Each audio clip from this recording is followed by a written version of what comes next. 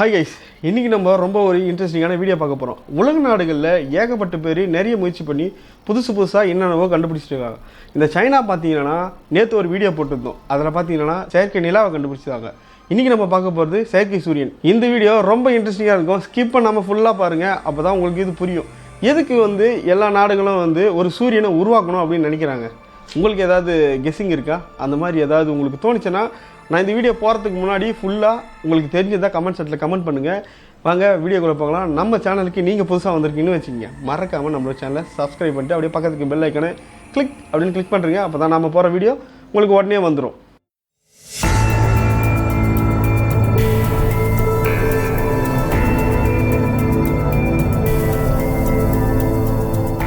இந்த செயற்கை சூரியன் எதுக்கு சைனா கண்டுபிடிச்சாங்கன்னு பார்த்தீங்கன்னா, உலகத்தில் பவர் பற்றாக்குறை ரொம்ப சீக்கிரமாக வந்துடும் அப்படின்னு சொல்லப்படுது. எப்படின்னு பார்த்தீங்கன்னா, நியூக்ளியருக்கு தேவையான அந்த சோர்ஸை கொஞ்சம் கொஞ்சமாக கம்மியாகினே வருது. அந்த நியூக்ளியர் இருந்தால் மட்டும்தான் நம்மளால் அணுவுலை வச்சு அது மூலிமா பவர் எடுக்க முடியும். நிலக்கரி பார்த்தீங்கன்னு வச்சுக்கோங்க, அதையும் பூமியிலேருந்து கொஞ்சம் கொஞ்சமாக தோண்டிக்கிட்டே இருக்கும். இப்படி தோண்டிக்கிட்டே இருந்தோம்னா கடைசியில் ஒன்றுமே இருக்காது, அப்புறம் பவரே இருக்காது. அதாவது இன்னிலேருந்து ஒரு 100 வருஷம் இல்லை 150 வருஷம்னு கூட வச்சிங்களேன், அதுக்கப்புறம் பவர் சப்ளை இருக்காது. என்ன தான் நம்ம டெக்னாலஜி வச்சுருந்தாலும் பவரே இல்லைன்னா என்ன பண்ண முடியும்? நம்மளுக்கு ஃப்ரீயாக கிடைக்கிற ஒரே ஒரு பவர் என்னென்னு பார்த்தீங்கன்னா சூரிய வெளிச்சம், சூரியன்லேருந்து வர ஹீட். இதை வச்சு தான் நம்ம சோலார் பேனல் உருவாக்கி அது மூலிமா பவர் சப்ளையை யூஸ் பண்ணுறோம். இது நம்ம இங்கேயே உருவாக்கிட்டா ஈஸியாக நம்மளுக்கு பவர் சப்ளை கிடச்சிடும்ல அப்படின்றதுக்காக சைனா ஒரு சூரியனை உருவாக்கணும் அப்படின்ட்டு ஒரு திட்டத்தை 2001 முடிவெடுத்திருக்காங்க. இவங்க 2001 இந்த முடிவெடுத்து ஆராய்ச்சி பண்ணியிருக்காங்க. இது இப்போ தான் கொஞ்சம் கொஞ்சமாக கைகூடி இருக்குது அப்படின்னு கூட சொல்லலாம். என்ன தான் செயற்கை சூரியனை உருவாக்கினாலும் உண்மையாக இருக்கிற இயற்கை சூரியன் அளவுக்கு வெப்பத்தை இவங்களால் உருவாக்க முடியுமா அப்படின்னு கேட்டிங்கன்னா, கண்டிப்பாக அதை விட 10 மடங்கு அதிகமாக உருவாக்கியிருக்காங்க அப்படின்னு சொல்லப்படுது. இதெல்லாம் கேட்கறதுக்கே ரொம்ப பிரமிப்பாக இருந்தாலும் இதெல்லாம் தான் உண்மை. எதுக்கு இவங்க இந்த செயற்கை சூரியனை உருவாக்குனாங்க அப்படின்னு நீங்கள் நினைக்கிறீங்க? இந்த பவர் சோர்ஸை உலக நாடு முழுவதுமே ஸ்ப்ரெட் பண்ணி எல்லாருக்குமே தரணுன்றதுக்காக. அதாவது அவங்க நாடு மட்டுமே இதை செஞ்சு அவங்களே வச்சுக்கலான்றதான் கிடையாது.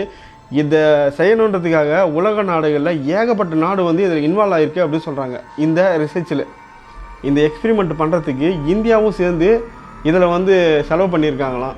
கிட்டத்தட்ட எவ்வளோ செலவு பண்ணியிருக்காங்கன்னு பார்த்தீங்கன்னா $12 ட்ரில்லியன் அப்படின்னு சொல்கிறாங்க. இந்தியா மதிப்புக்கு கிட்டத்தட்ட நிறைய கோடிகள் இருக்குன்னு நான் நினைக்கிறேன். ஏன்னா இதுக்கான வேல்யூ என்னால் சொல்ல முடியல, ஏன்னா அவ்வளோ காஸ்ட் கொடுத்துருக்காங்க அப்படின்னு சொல்லப்படுது. சரி, இப்போ உங்களுக்கு ஒரு டவுட் வரும், சூரியனில் இருக்கிற வெப்பத்தை இந்த இடத்துல உருவாக்க முடியுமா? இது உங்களால் முடியும் அப்படின்னு நீங்கள் சொல்கிறீங்களே அப்படின்னு கேட்பீங்க. கரெக்ட். ஆனால் இதை உருவாக்குறதுக்கு 2 விதம் இருக்குது. அதாவது ஹீட்டை உருவாக்குறதுக்கு 2 வகை இருக்குது. ஒன்று அணுக்களை பிரிக்கிறது, இன்னொன்று அணுக்களை சேர்க்கறது.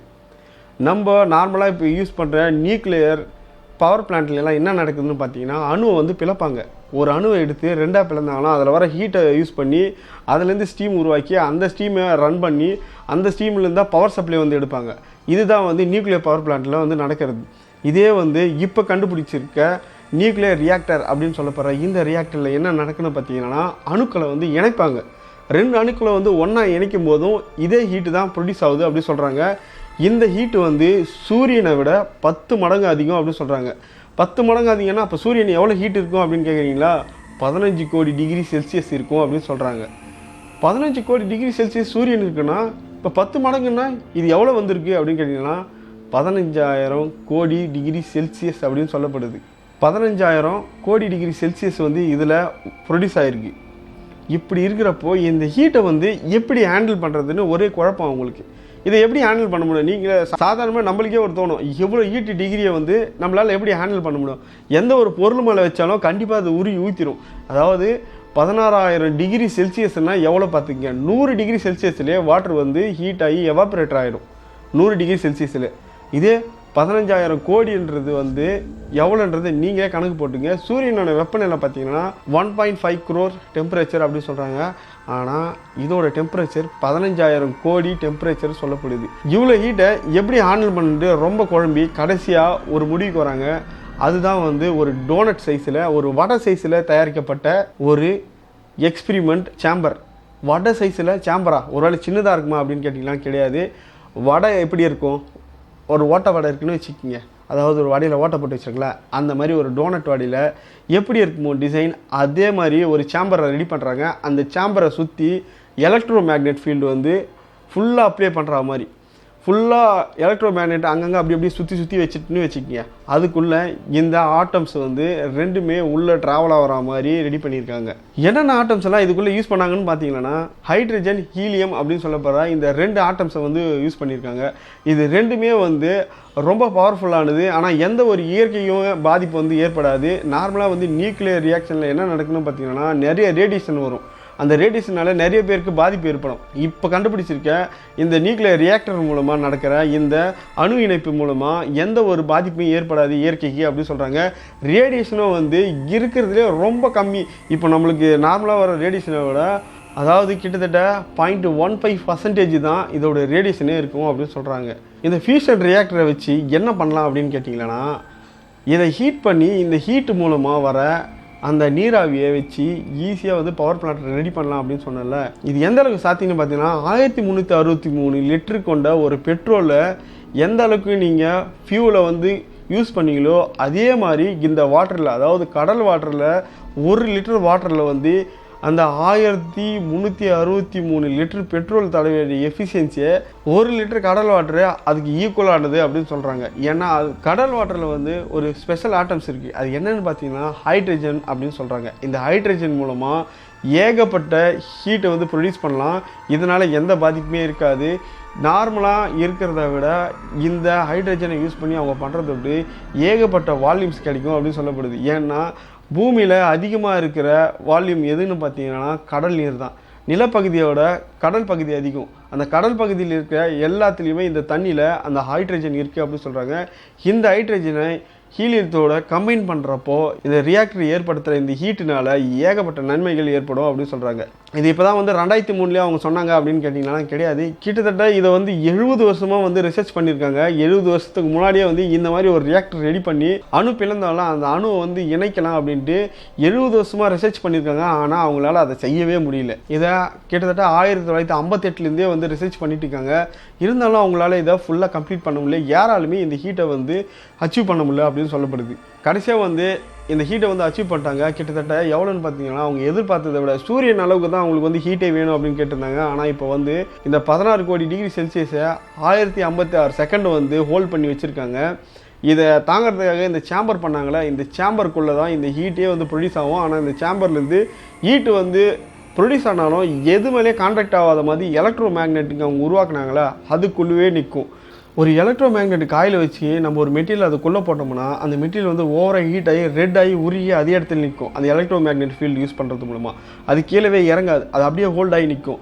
இது கீழே இறங்கி ஊற்றினா மட்டும்தான், இல்லை கீழே இறங்கி ஊற்றினா மட்டும்தான் நம்ம அதை ஹோல்ட் பண்ணுறதுக்கான அந்த ஹீட் ரெசிஸ்டன்ஸான ஒரு மெட்டீரியலை நம்ம தயார் பண்ணோம். ஆனால் அது அங்கேயே நிற்கும் போது நம்ம எதுக்கு அதுக்கான தேவையான ஒரு மெட்டீரியலை வந்து தயார் பண்ணோம் அப்படின்னு கேட்டிங்கன்னா தயார் பண்ண வேண்டிய அவசியமே கிடையாது. ஏன்னா அது வந்து எது மேலேயே ஹோல்ட் ஆகி நிற்காது. அதுக்கப்புறம் அதை கூல் பண்ணோம்னா அதை சுற்றி வாட்டர் மட்டும் ஃப்ளோ பண்ணோம்னா அது ஈஸியாக கூலிங் ஆயிரும்.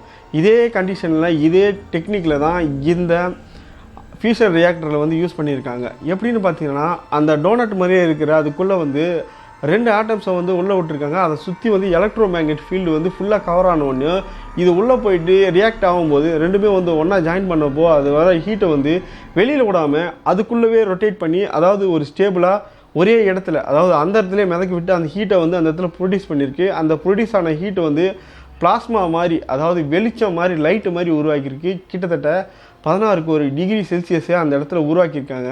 இது வேறு லெவல்னு சொல்லலாம். இதை கண்டுபிடிச்சதுக்காக உலக நாடுகள் எல்லாமே இது ஒரு வேர்ல்டு ரெக்கார்டு அப்படின்னு சொல்கிறாங்க. இருந்தாலும் இதனால் நிறைய பாதிப்பு இருக்குது. இதை வந்து தவறாகவும் யூஸ் பண்ணலான்ட்டு நிறைய பேர் வந்து ஆராய்ச்சியாளர்கள் சொல்லிட்டு தான் இருக்காங்க. எந்த ஒரு கண்டுபிடிப்பு வந்தாலும் அது நல்லதும் இருக்குது, கெட்டதும் இருக்குது. நல்லதை மட்டும் தான் நம்ம நம்பி எடுக்கணும். கெட்டதை நினச்சோம்னா கண்டிப்பாக எதையும் ஒன்று நம்மளால் கண்டே பிடிக்க முடியாது. 16 கோடி டிகிரி செல்சியஸ் மட்டும் தான் இதில் உருவாக்குனாங்களா அப்படின்னு கேட்டிங்கன்னா கிடையாது. 2021 அதாவது கடந்த வருஷம் வந்து டிசம்பரில் வந்து 21 டிகிரி செல்சியஸை வந்து உருவாக்கியிருக்காங்க.